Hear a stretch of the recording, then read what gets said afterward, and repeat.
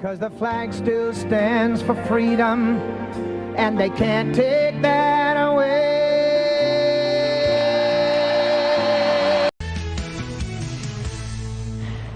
Welcome back. So lawmakers gathered on Capitol Hill for the much-hyped primetime House hearing by the January 6th committee.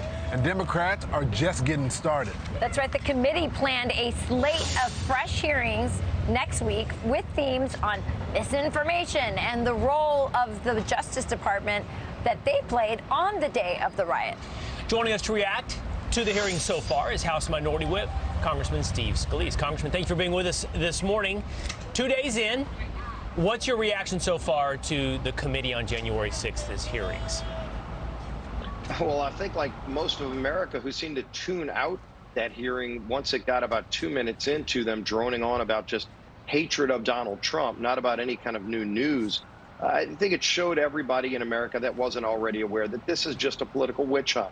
You know, most Americans that I talk to, they go, where are the hearings during prime time on inflation, on high gas prices, on the border crisis? Why doesn't Nancy Pelosi care about regular Americans? They only care about attacking their political opponents and their hatred of Donald Trump. It seems like every day that's all they care about when Americans are struggling because of the far left socialist policies of Joe Biden and Speaker Pelosi and all of her minions who vote right down the line for big government socialism. You know, you make such a great point that Americans are talking about something totally different than January 6th. They have all the issues that you laid out. Sean and I had a podcast this week on our podcast From the Kitchen Table. And Sean says, and I would love to hear if you agree, Sean thinks that this will actually backfire. These hearings will backfire on the Democrats because it just proves that they're out of touch and don't care about what Americans are dealing with right now, which is a lot of economic pain. Yeah, well, Sean is right. You could tell him I said that because, you know, when you look at where most Americans are, they're angry about these policies. They know where it's being caused. I mean, Joe Biden keeps trying to blame everybody under the sun. It's Russia, it's oil companies. Yesterday's blaming trucking companies. You know, he only wants to blame American people and American companies. He doesn't want to look in the mirror and blame himself for what he's done to destroy so many fabrics of this country and to raise prices on families. They know he did it.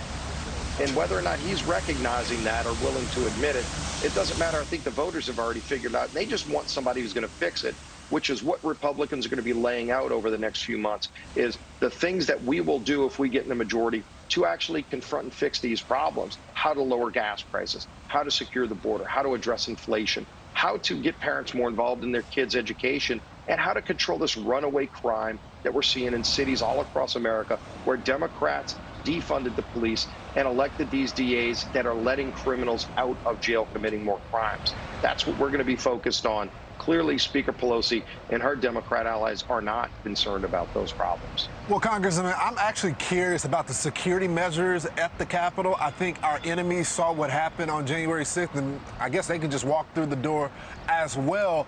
Why wasn't there some type of written report? Why didn't we turn over the investigation to an actual investigative agency that can give us some meat and not just hype? Yeah, and why did Nancy Pelosi take off the table in these hearings a look into whether or not she turned down help from National Guard and others to harden up the Capitol well in advance before January 6th, when there were signs that there would be a lot of people coming? She supposedly was presented with other alternatives and turned it down. She won't let the January 6th Commission look into the things that she may have played a role in to weaken the posture at the Capitol. So again, it just shows you it's all politics and all about going after her political enemies, surely not looking objectively at other things that may have played a role. Yeah, there's so many things that were left out. What happened with the pipe bombs? You know, what were the role of Ray Epps and others who many think are associated with the feds? What is going on? A lot of things left out, even the death of Ashley Babbitt, that wasn't covered at all. The only person who died in the riot, not a topic of the January 6th hearing. So you're right. It proves that this is a narrative that they're trying to push. And obviously, with 20 million viewers, because they took over all of the networks, proves that, you know, they're in collusion with the media on this as well.